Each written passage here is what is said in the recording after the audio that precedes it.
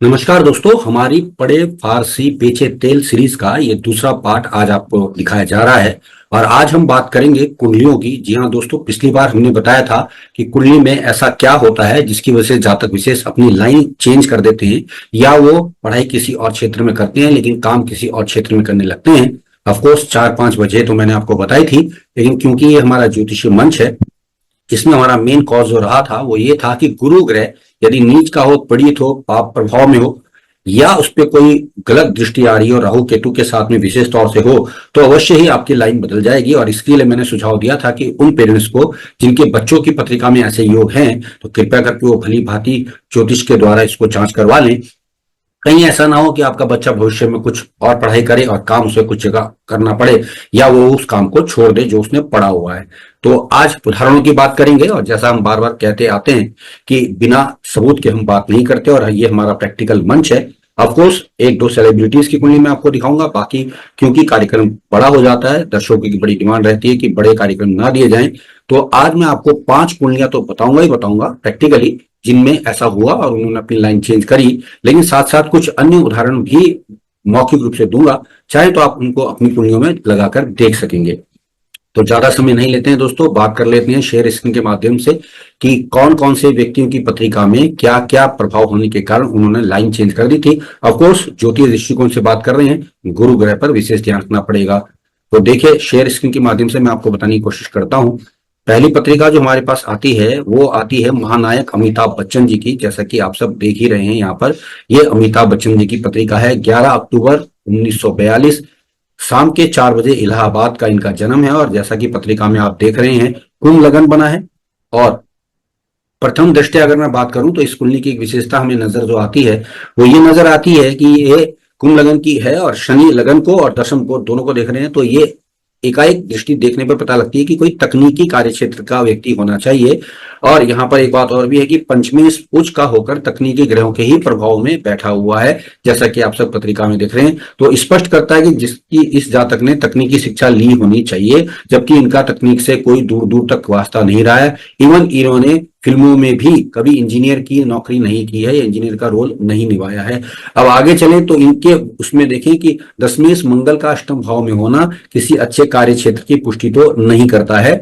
इन्होंने साधारण शिक्षा पास की है, उसके बाद ये सेल्समैन की नौकरी करते हुए इन्होंने फिल्मों में अपना शौक आजमाया, और शुरुआती नाकामयाबी इनके साथ रही, लेकिन बाद में ये महान नायक के रूप में कामयाब हो गए। ऑफकोर्स आप इनकी पत्रिका में देख पा रहे होंगे कि गुरु जो है भले ही उच्च राशि में बैठे हैं और अपने ही नक्षत्र में बैठे हैं, लेकिन वक्री शनि से दृष्ट हैं। तो ये स्पष्ट हुआ कि यहाँ पर आप देखिए कि गुरु पर पाप प्रभाव आया, जो कि लग्नेश है, बावजूद उसके भी पाप प्रभाव उन्होंने दिया है, और इन्होंने अपनी लाइन चेंज करी। और रेस्ट इज द हिस्ट्री, आप सब जानते ही हैं। लेकिन इंटरेस्टिंग बात और भी मैं आपको बता दूं कि इन्होंने बाद में जो है राजनीति और व्यापार में भी हाथ आजमाए, लेकिन बुरी तरह से ये उनमें असफल रहे। दोबारा से फिल्म जगत में वापसी करके इनके महानायक बन रहे हैं या बने हुए हैं। एक अन्य उदाहरण मैं आपको दिखाने की कोशिश करता हूं दोस्तों। ये तो पहला उदाहरण मैंने आपको बताया, और यहाँ स्पष्ट रूप से गुरु पर नेगेटिव प्रभाव दिखाई दिया है। सेकंड कुंडली की अगर हम बात कर रहे हैं दोस्तों, तो सेकंड कुंडली जो हमारे पास आती है वो आती है, एक और फिल्म के अभिनेता रहे हैं, और इनकी पत्रिका 7 जनवरी 1950 की है। 1455 अमलापुरम आंध्र प्रदेश का इनका जन्म है। और प्रथम दृष्टया अगर आप इस कुंडली को देखेंगे दोस्तों, तो ये नजर आएगा कि ये जातक बहुत ही कम स्तर में कला संबंधी शिक्षा इसने ली थी, क्योंकि ज्यादा पढ़ाई लिखाई नहीं की, लेकिन कई छोटी मोटी नौकरियां करी, स्टेज पे हास्य कार्यक्रम देने शुरू किए, जहां से इनकी पहचान बढ़नी शुरू हुई। आजकल ये फिल्म जगत के जाने माने अभिनेता माने जाते हैं। ये पत्रिका जॉनी लीवर की है। जी हाँ दोस्तों, बहुत बेहतरीन कॉमेडियन रहे हैं। इनकी पत्रिका ये है जिसमें ये बता रहा है कि लग्नेश और पंचमेश नवम भाव में नवमेश की राशि में ही जाकर इनका जो बृहस्पति बैठा हुआ है, अगर आप देख रहे हैं ठीक, तो वो लेकिन किंतु परंतु गुरु यहाँ पर नीच के हैं। जी हाँ दोस्तों, नीच राशि के हैं। तो बिल्कुल ये पता चलता है कि इन्होंने भी लाइन चेंज करी होगी, या दूसरी लाइन इन्होंने ले ली होगी। तो स्पष्ट रूप से ये कुंडली में प्रभाव देखने में आया। एक अन्य पत्रिका भी मैं आपको दिखा देता हूं। तीसरी पत्रिका जो हमारे पास आती है,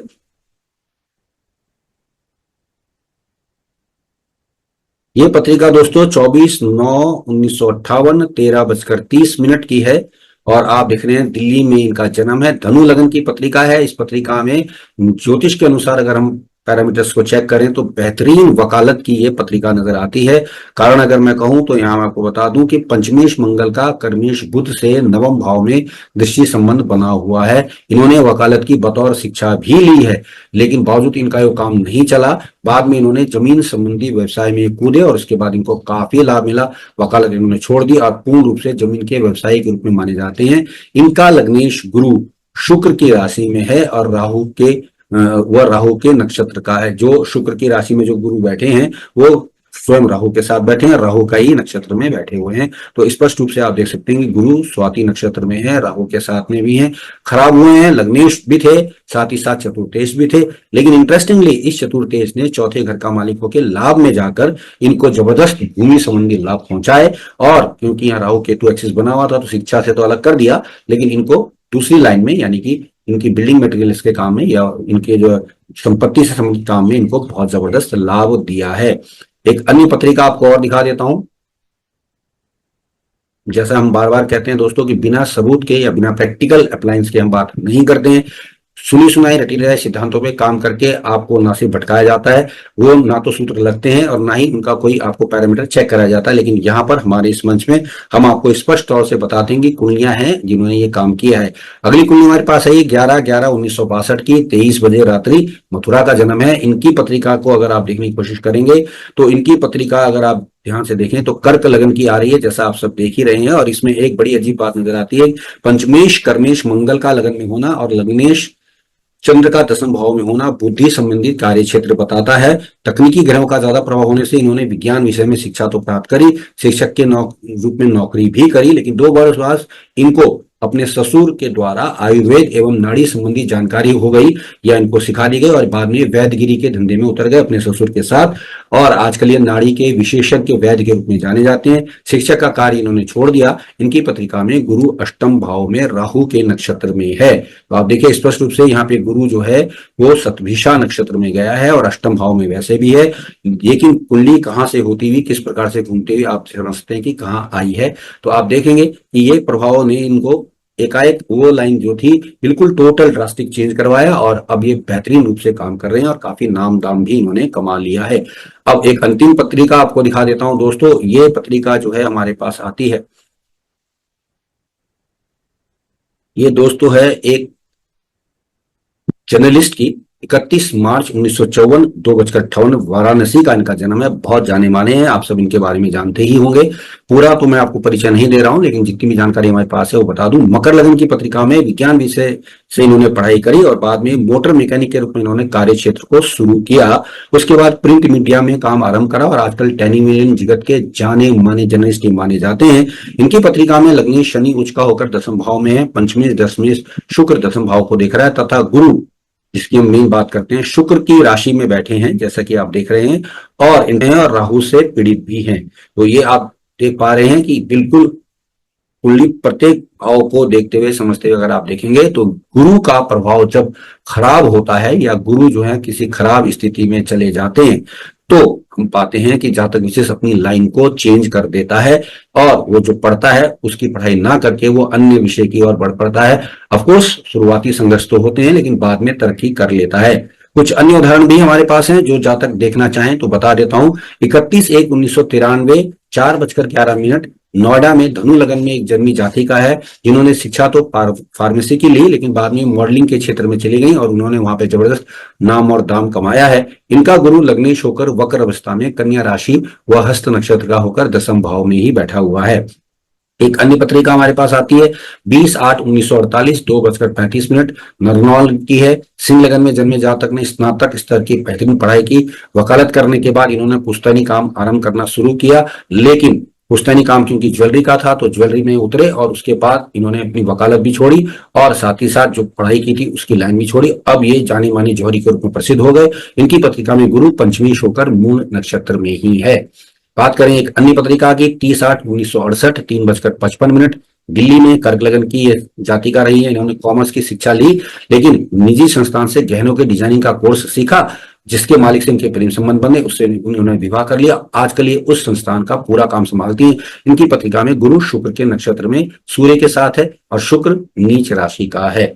9/11/1968 अगली पत्रिका 1246 दिल्ली में जन्मे, मकर लगन के जातक है। तकनीकी ग्रहों का प्रभाव चलते हुए इन्होंने आरंभिक शिक्षा विज्ञान वर्ग से ली और उसके बाद इन्होंने आईआईटी में प्रवेश करके बीटेक की डिग्री प्राप्त करी। इसके बाद आईएएस की परीक्षा उत्तीर्ण करके कार्य क्षेत्र को बिल्कुल ही बदल दिया। आजकल ये डीएम के पद पर है। इनकी पत्रिका में गुरु कन्या राशि का होकर राहु केतु अक्ष में शनि द्वारा दृष्टि भी है।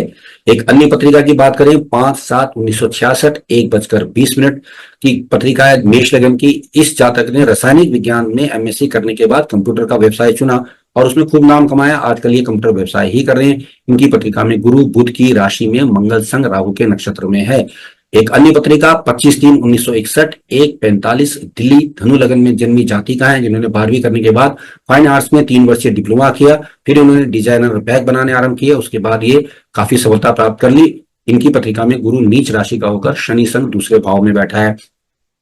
और एक अंतिम पत्रिका की बात कर लेते हैं 24/4/1981 18:40 बेंगलोर में ये जातक जो जन्मे हैं, इन्होंने वकालत की शिक्षा पूरी करने के बाद एमबीए किया। सही नौकरी न मिलने के कारण ये आजकल गैस एजेंसी में काम कर रहे हैं। इनकी पत्रिका में गुरु शनि के साथ द्वादश भाव में कन्या राशि का है। दोस्तों और भी बहुत सारे उदाहरण मेरे पास हैं, लेकिन क्योंकि समय अभाव के कारण ज्यादा ये जो बन जाती है पत्रिका, जिनसे दर्शक हमें शिकायत मिलती है कि ज्यादा बड़ी पोस्ट ना बनाया करें, तो इस प्रकार मैंने आपको स्पष्ट रूप से बताने की कोशिश की है कि जब भी बृहस्पति पीड़ित होगा, नीच का होगा, राहु के साथ होगा, तो आप शिक्षा बदलकर दूसरी लाइन में चले जाएंगे, क्योंकि एक ऐसा विषय था जिसपे कोई बात करना पसंद नहीं करता है। हालांकि आप लोगों के बहुत अच्छे पॉजिटिव रिस्पांस और फोन कॉल्स हमारे पास आए कि गुरुजी आपने एक अच्छा विषय चुना, जिसमें हम लोगों को ये समझ में आता है कि क्यों पढ़ाई कोई और करता है और कुछ और दिशा में चला जाता है। ऑफकोर्स 4-5 रीजन तो मैंने आपको पहले पार्ट में बताए भी हैं, लेकिन एस्ट्रोलॉजिकली मंच होने के नाते एस्ट्रोलॉजिकली हम ये बताने की कोशिश कर रहे थे कि जैसे ही बृहस्पति खराब होगा तो लाइन चेंज कर सकते हैं या लाइन चेंज करनी पड़ती है।